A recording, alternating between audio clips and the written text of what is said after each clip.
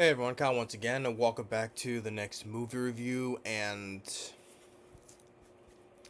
so today I'll be reviewing of the next, you know, I'm just, you know, I'm just being a dead horse here. People say I'm just being a dead horse. I just hate everything, and well, the thing is though, the reason why I'm so cynical nowadays because just movies suck nowadays. Like basically 90. Okay, to be fair, 95% films suck nowadays. And there's been and especially this year in 2025, this year has full on sucked. I've seen more shitty films this year than very few films that I liked this year. I will say probably say at least before there's like like one hand of films that I liked this year. That's how bad this year has been. There's only been only like a few films I have liked this year. The films so far I like this year, which one of them which I will review though, but there's been very few. This year has fully sucked. It's been one of the worst years I've seen, probably worse than last year. But this year just full on sucked. And this is another one, and it's another superhero movie, another from of the MCU that came out recently. Not Fantastic Four. No, I don't give a shit about Fantastic Four. First Steps. It's the one that came out previously, Thunderbolts, or now the New Avengers. That's why Thunderbolts has that little star in the top corner of its title because they're later changing it called the New Avengers, but Thunderbolts. This now people like this film, and okay, there's nothing wrong with that. It's your opinion. If people like this film, to each their own. I don't. I don't like this film, and I don't get what's so good about this film. I don't get the praise this film has gotten. I don't. This film has an 88% on Rotten Tomatoes, a 7.3 on IMDb. I don't get it. To me, this film sucked. Because it was boring, it was forgettable, and it's another typical run-of-the-mill, action scenes that you've seen dozens of times that didn't impress me. I mean, the action is pretty much the same we've seen in like in a Black Widow film or a John Wick movie. The same, doing the same type of moves or same like car flips and stuff like that, right? It's like, and people's like, oh, wow, this is great, and I'm like, people have not seen action films in the past, especially in the 80s and 90s.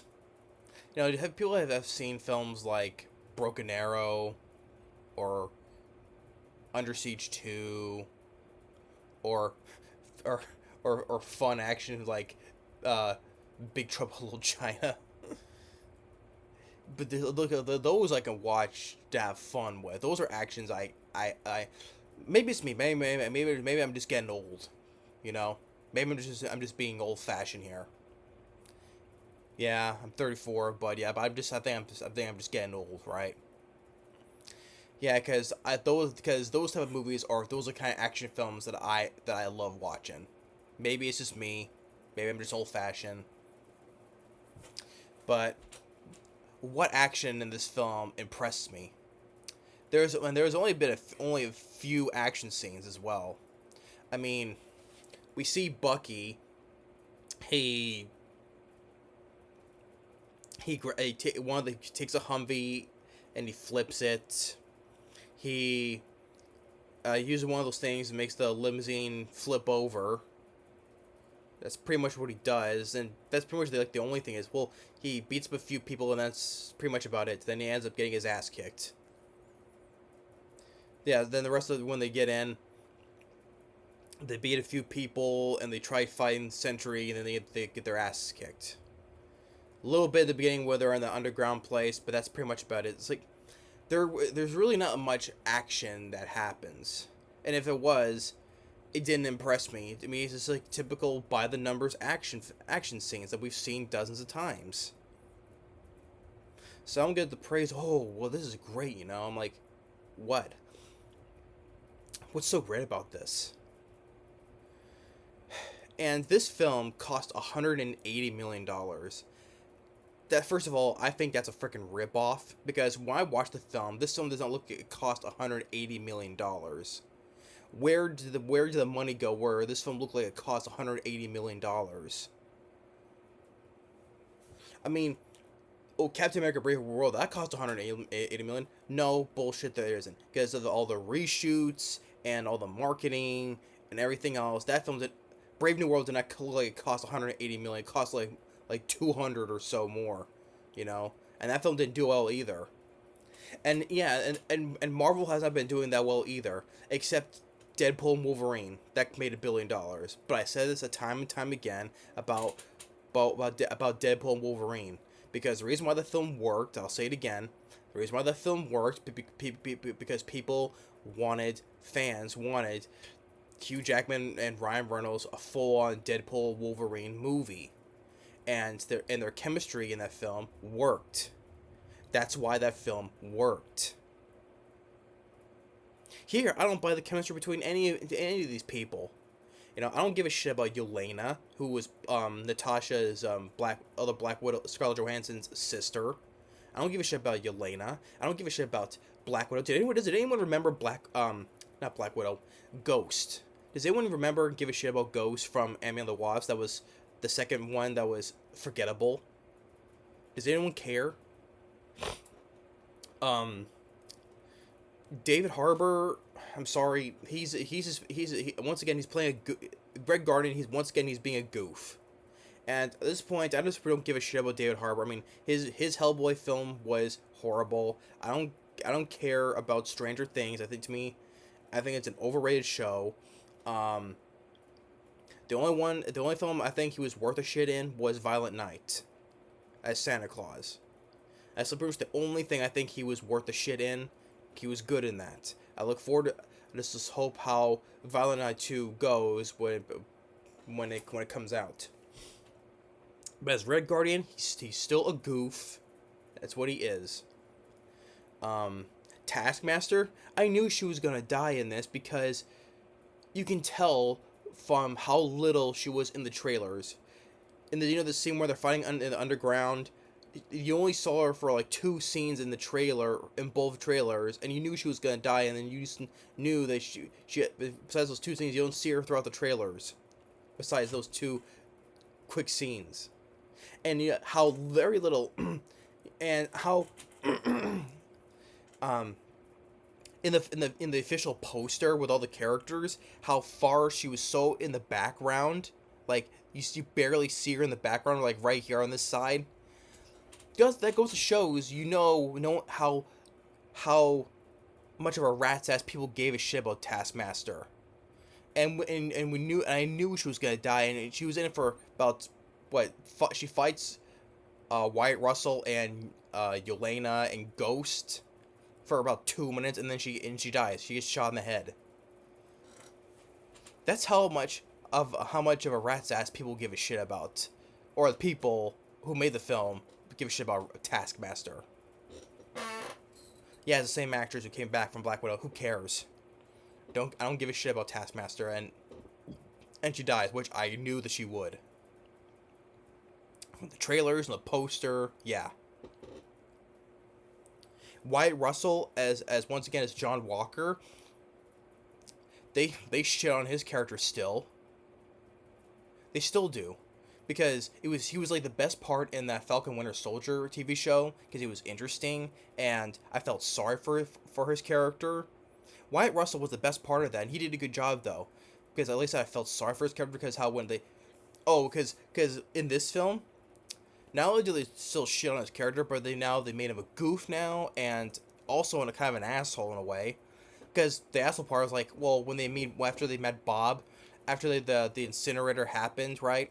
And it's like, we need to throw him back in the incinerator. I'm like, that's not John Walker at all, okay? He helped innocent people towards the end of the show. That's not John Walker at all. And they made him a goof, like the jokes, like especially towards the end during the post credits, right? Or mid credits when they're saying, "Oh, we have a space crisis," and John's like, "What? We're running out of space?" And Yelena goes, "Outer space." And also, during the in a flashback back when basically when his wife left him because he has a baby and right here, and he's sitting right here looking at his phone, and the baby's crying, and the wife's like is getting on him because you're not paying attention to his little one. Even though he's right here, but what are you supposed to do? Not just stare at the baby the whole entire time? But there was a line that's saying, "Oh, weren't you the one who killed an innocent person?"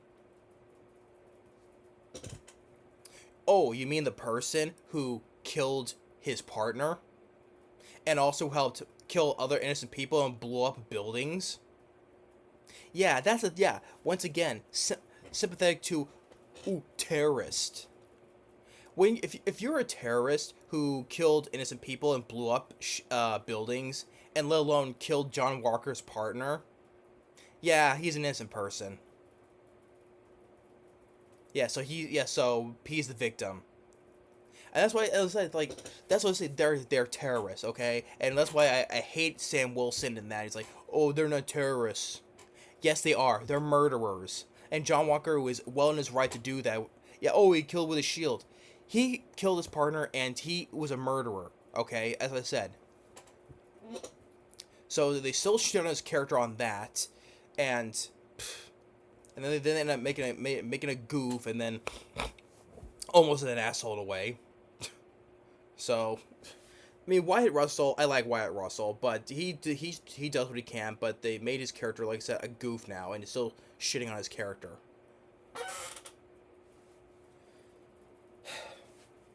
So, and then Sebastian Stan, once again, as Bucky Barnes, he's phoning it in. You can, from the look on his face, it looks like he's bored out of his mind, and you can tell he doesn't want to be in this movie.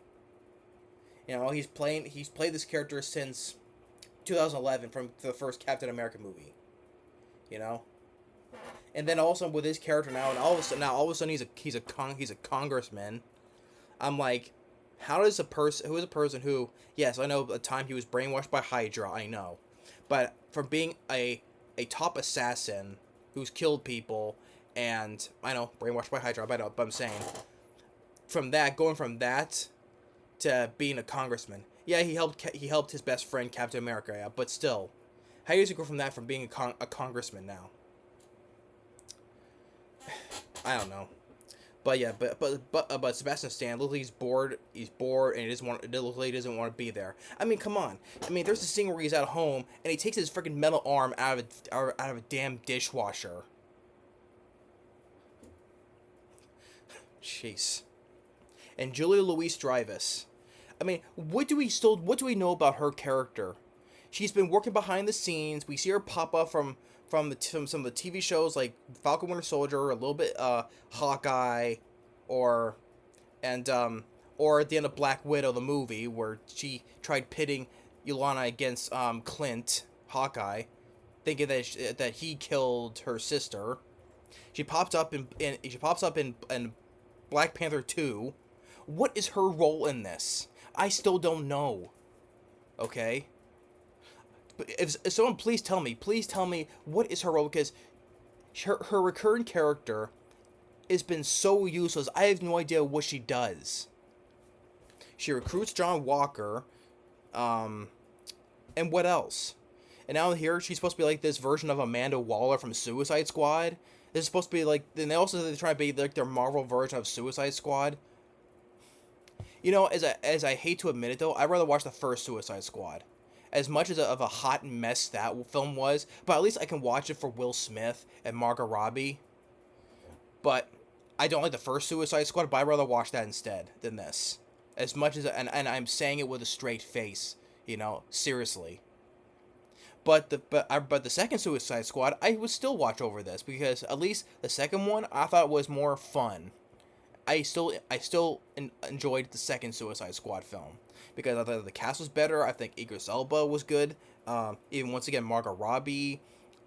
Hell, I admitted it when I reviewed that a long time ago. I liked John Cena in that as much as I said that before. How much I'm always on, I'm always getting on about John Cena, but at least he was good in that film as the Peacemaker. Stallone was fun as a voice as King Shark. It was more fun, in the second Suicide Squad film. But the first Suicide Squad still sucks, but I'd rather watch that than this. I know, I'm 60 minutes in, I haven't gotten into the plot of the film. I know, I'm sorry. I just had to get all that out of the way. I do apologize, though. Okay, now I'll get into the film. It's some time afterwards, and Julie Louis-Dreyfus, once again, as she wants to, basically, overall, she's getting impeached. Once again, I still don't know what her role is, but she's getting impeached, and she wants to destroy any evidence that's linked to whatever the things she's done in the past. So, we see Yolanda, once again played by Florence Pugh, which I don't like, because she was nothing in the first Black Widow film. That's another pointless movie, which I don't care. No one remembers Black Widow.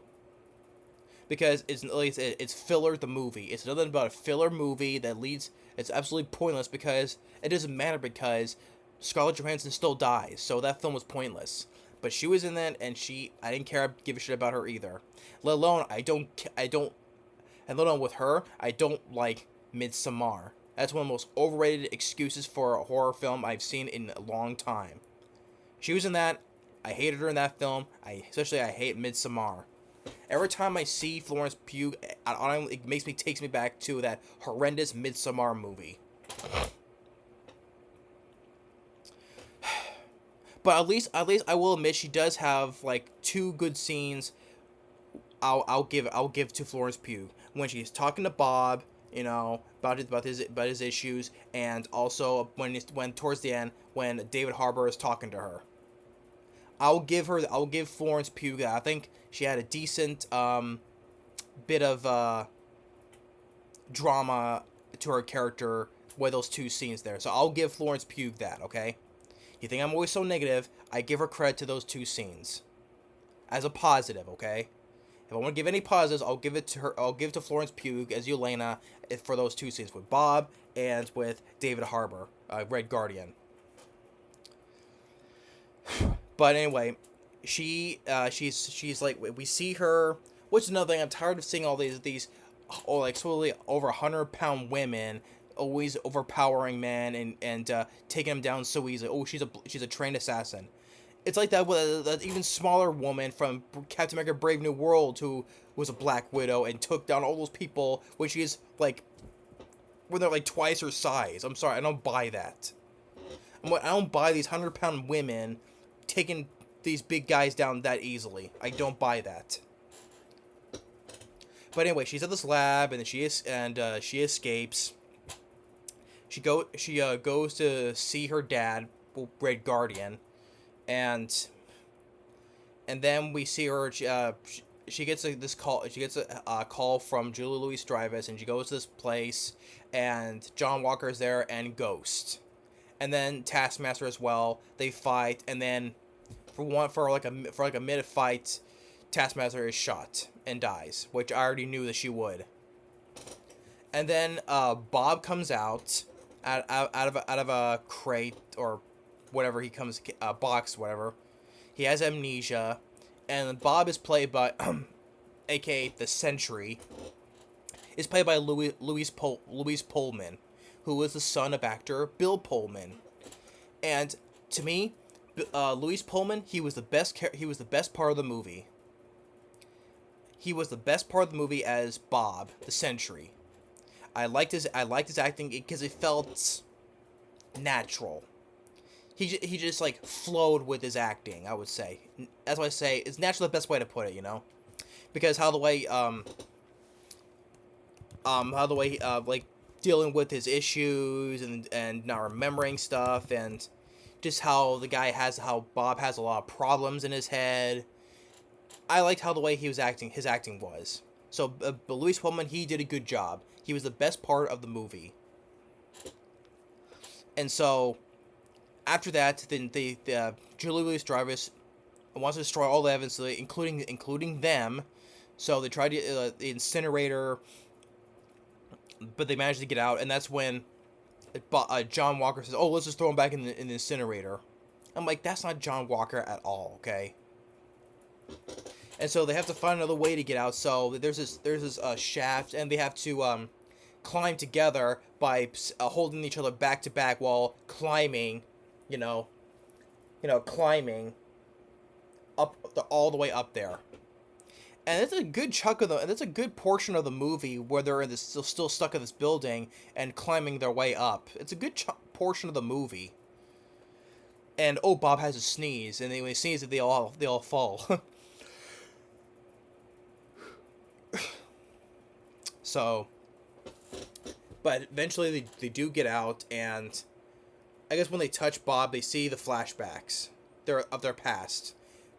Like, John touches Bob, we see the flashback of him with his kid. He's ignoring it, and and his wife yells at him, and then eventually leaves him.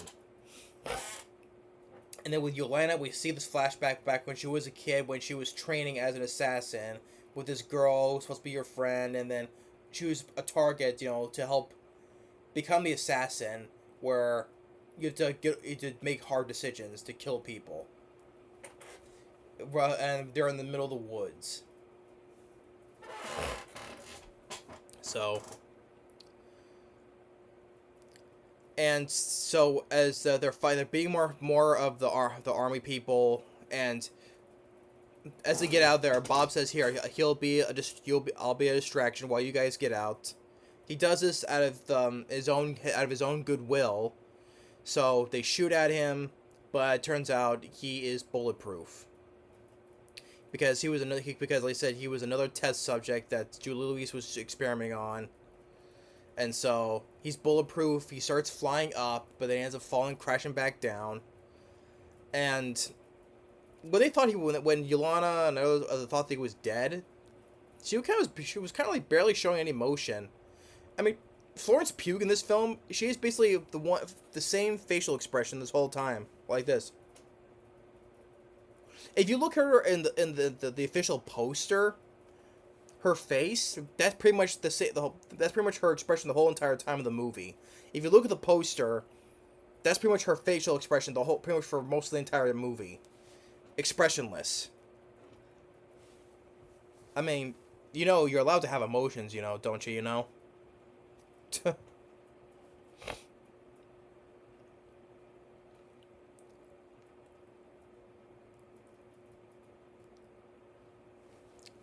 So, but then Bob gets carted away back to New York. Julie talks to him, say, "Hey, we want you to be the next new Avenger." Gives him the belt with the S on it, the Sentry. And when she touches him, she has a flashback back when she was younger, and it was another horrible memory, but she just brushes it off like it's nothing. But then back with Yolanda, John, and Ghost. I don't give a shit about Ghost anyway, or any of these people now. But I like John Walker, but for the TV show, but they made him a complete goof in this. So as they're walking the deserts, that's when Red Guardian comes in with his limo, because he was chauffeuring now. And so that's when Bucky comes in when they get attacked by some more army guys, and Bucky comes in. He flips one vehicle, and then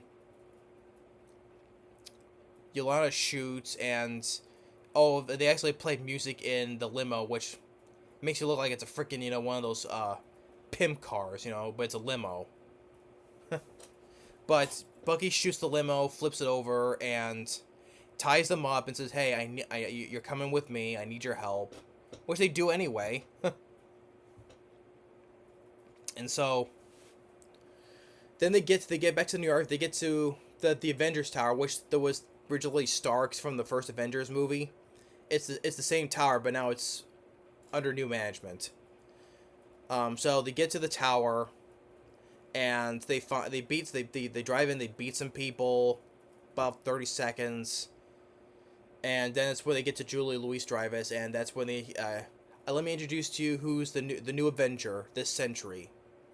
And I will still say the costume of the Sentry looks pretty damn good. I do admit that Marvel has been getting pretty accurate with the costumes, looking like they are in the comics, and the costume of the Sentry looks pretty cool. It looks like in the comics. So and Louis Pullman looks in the costume of the Sentry. He looks more like the Sentry. So I'll give it that, though. The costume of the Sentry looks pretty accurate for what I see in the the gold and the blue, and like I said, the belt with the S for the Sentry. I thought the costume was pretty good for the comic accurate, almost pretty much comic accurate from the comics. So I'll give it that as well. And then Luis is like, "Hey, I don't want to hurt you guys," and it shows how overly powered Sentry is. How he's very fast and he stops bullets like he's like Neo from the Matrix, and he beats all of them up with ease. But then Julia decided to screw him over by shutting him down with this remote, and that's when Bob's other personality comes out, named the Void. And I like the idea where for Louis Pullman as the Sentry when he becomes the Void, where he's now his figure is all pitch black now, except the dim eyes he has. And I like the idea how he turns people into shadows. But granted, though, sadly they're not dead though, but because by the end they're still alive. They're not shadows no more. But I like the idea where he turns people when they first become shadows. They come like the imprint of their shadows on the ground. I do like the idea, and then until he shrouds pretty much all of New York into darkness of shadows. And while it's going on, the Thunderbolts. Oh, by the way, how they named the Thunderbolts is because David Harbour, he taught Yolanda's when she was a kid. She had a soccer team, and David Harbour was coaching it, and they named them the Thunderbolts. So that's the name of the Thunderbolts because of Yolanda's childhood soccer team. And also before a Sentry attacked, or the Void attacks, that's where you get the good moment between Red Guardian and Yolanda when they're talking, and Red Guardian's like, "You know what, for a year, you wanted me there, but I wasn't, but basically I'm here now, when I see your mistakes, when I look at you, I don't see your mistakes." So that was the one good scene that the two characters had. I thought that was a good bit of acting from both of them. So I will give that one scene that that David Harbour and Florence Pugh had. Okay, if any positive, I'll give it that one scene. And also before that, like I said, when Florence Pugh was talking to Louis Pullman, like I said beforehand, that was also decent as well. And then after that, with the Void turning everything to shadows, they save a couple of people. Like Red Guardian shields a little girl from falling debris. They lift this one big slab of concrete up, push it away. Bucky saves his old couple from a vehicle with his metal arm, bounces it off like that, like it's nothing. But afterwards, everyone's basically turned to shadows. But wait. But the thing is, though, when the Void started, though, what confused me, why didn't he just turn the Thunderbolts into shadows first? Like, up until they're the last ones left. I'm like, why didn't he just turn them first? I don't know. But then Yolanda, she steps into the dimension, and the rest follow suit. and they find Bob, which we see in his backstory where he had a drug addiction, he had an abusive father, and so they have to find their way out to find his other half of the void, and so they get their butts kicked, they get trapped, tied down, and Bob has to fight himself, his other half. And basically, and also the other thing, the Sentry is supposed to be a villain, but it's another typical thing where they're supposedly the villain, but they're not the villain. Throughout this whole pretty much throughout the whole MCU, they've done the same thing over and over again, where they're villain, but they're not really the villain.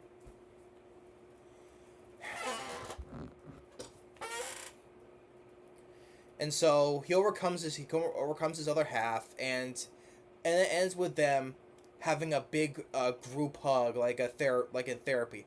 Is this supposed to be this is the way taking their play on the deep thoughts of mental health. Sorry, it doesn't work. Oh, it's supposed to be taken on mental health. I'm sorry, I don't buy that. And so they said they end with a group hug therapy session, like Dr. Phil style. I think they mentioned Dr. Phil. I think. I'm like, wow, like that's fitting, You had to end with a freaking Dr. Phil type group hug. But after this, everything's back to normal, and then Julie Louis-Dreyfus, she gets away with it because she lures into the press saying, "Oh, these are now your new Avengers," and then Yolanda goes to her and says, "We own you." I'm like, no, you don't. She basically still owns you, basically. Julia basically still owns you guys. But how is it like Yolanda to her, we own you? How does she own you? Oh, and Louis Pullman, no consequences of his actions. Yeah, it was the other half though, but still, it's still the same person, so he gets away with no consequences. And Julie, she gets away with no consequences either. She just gets away with it. She saved herself from announcing they're the new Avengers. And then during the credits, the stupid scene once again, how Red Guardian once again is a goof.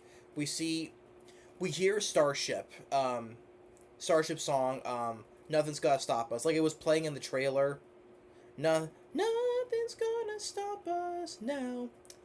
That's a good song, but should not have been in the movie or in the trailer. But we used to do a stupid thing where his face is on the box of Wheaties cereal. Calling them the Thunderbolts.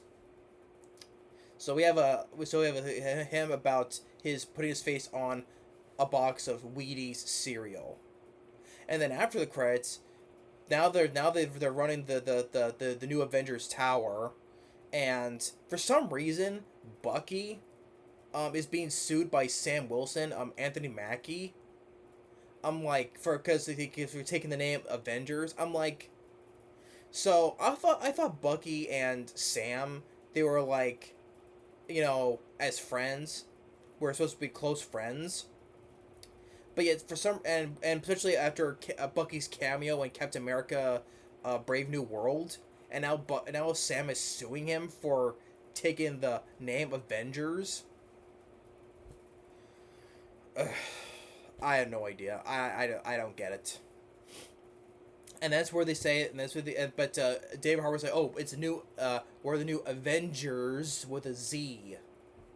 And that's when they get and that's when Yolanda is saying about, oh, we have a space crisis, and that's when you get the dumb joke where John's saying, what, we're running out of space?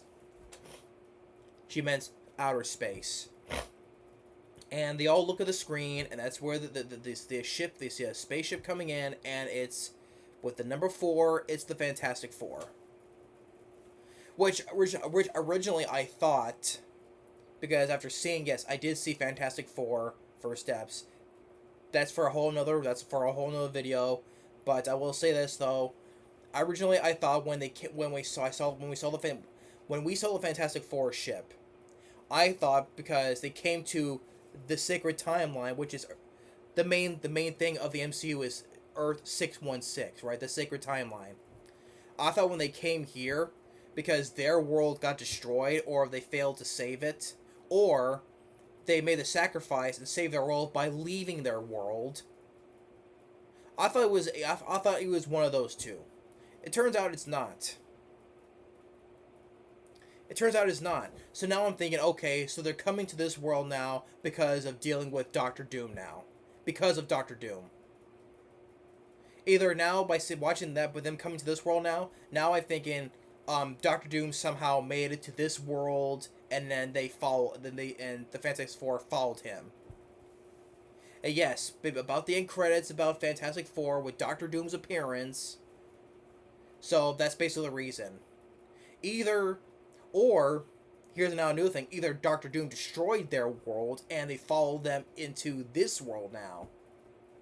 So, that's pretty much the reason I would say now. Because originally, I thought they failed to save their world, and they escaped into this world, and then that's where they fight Doctor Doom. Apparently, I guess maybe Doctor Doom now followed them, went to this world first, and then they followed them. That's pretty much the basis I guess I have to say now. And that's going to be a lead up to Doomsday now. And like I said before, when I did my video, like I said, I don't give a shit about Doomsday. To me, like I said, it's going to be an absolute clusterfuck. It's going to be a fucking mess. That's what it is. I don't. To me, it's going to be one big pile of shit. I said this when I did my video, my thoughts on the movie. And I don't give a shit about a film. To me, it's going to be one big pile of shit, an absolute cluster fuck of a mess.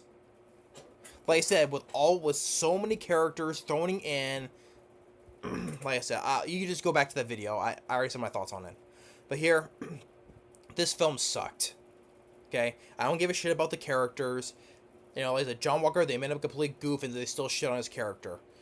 Greg Garland is still a goof. Don't care about Yolanda except for like the 2 good acting scenes she had. I'll give it that though, okay? But overall, I don't care about Yolanda. I don't give a shit about Ghost. No one does. Bucky, Sebastian Stan, he looks bored out of his mind. He doesn't want to be there. It looks like he doesn't want to be there. No one gave a damn about Taskmaster, and she dies in 2 minutes. Louis Pullman as Bob the Sentry. He was the best part of the film. He was the best. His acting was the best part of the movie. He did a good job being quote the villain, but not really a villain. So yeah, Louis Pullman was the best part of the movie. Julia Louis-Dreyfus, as she character keeps on popping up, I still have no idea what her role is in this. As an ongoing villain that she is, she's useless, and I still have no idea what her role is overall in this. You know, the film was boring. The action did not impress me. It did not. It's like I've seen dozens of times in films, action films or superhero films throughout. Didn't impress me at all. Once again, it's over 2 hours, like every other movie does nowadays. It has to be over 2 hours.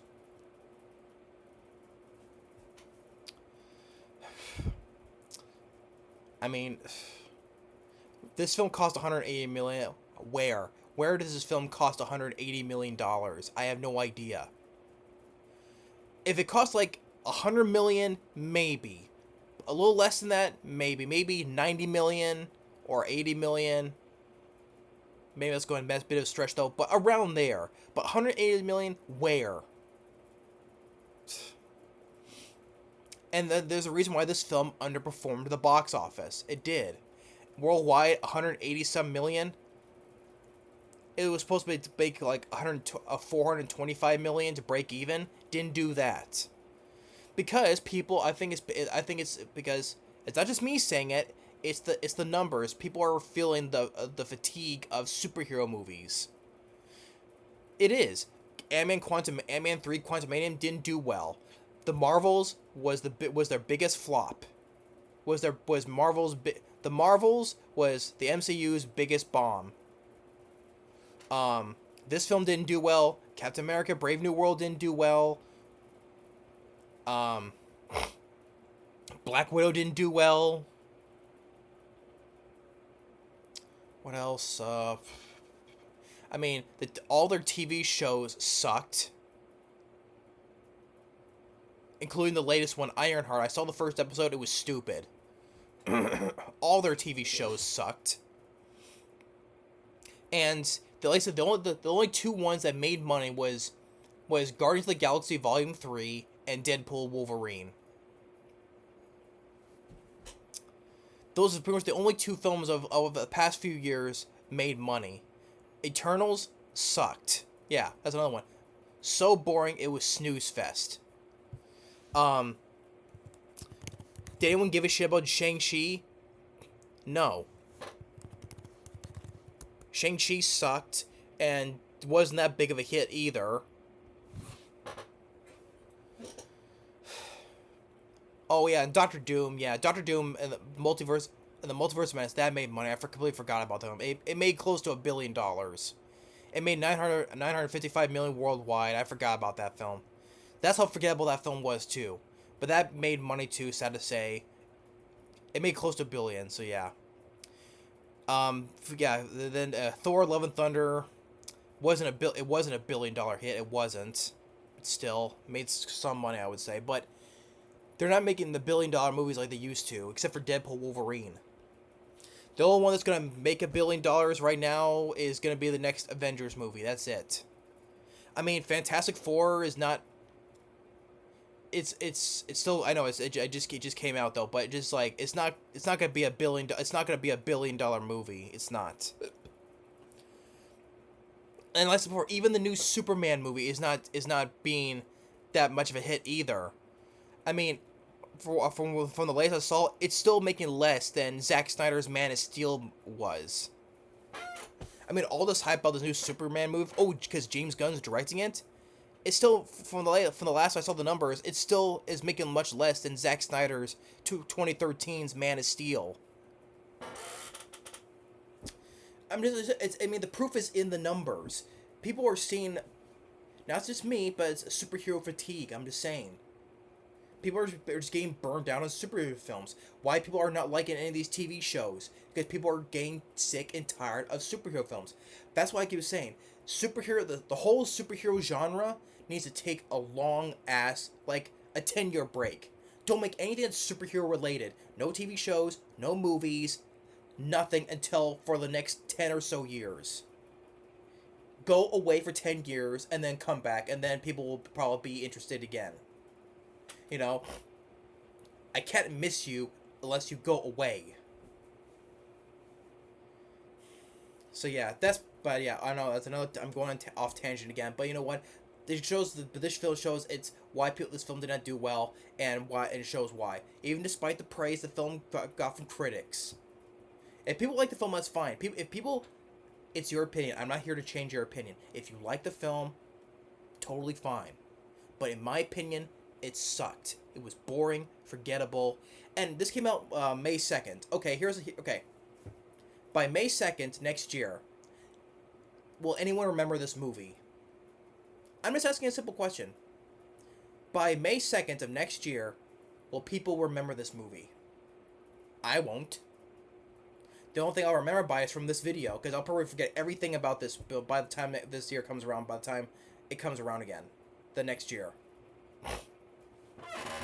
So yeah, that's my thoughts. That's what I have to say about Thunderbolts. I didn't want to go on for like 45 minutes, jeez. But I know I had to get it out though.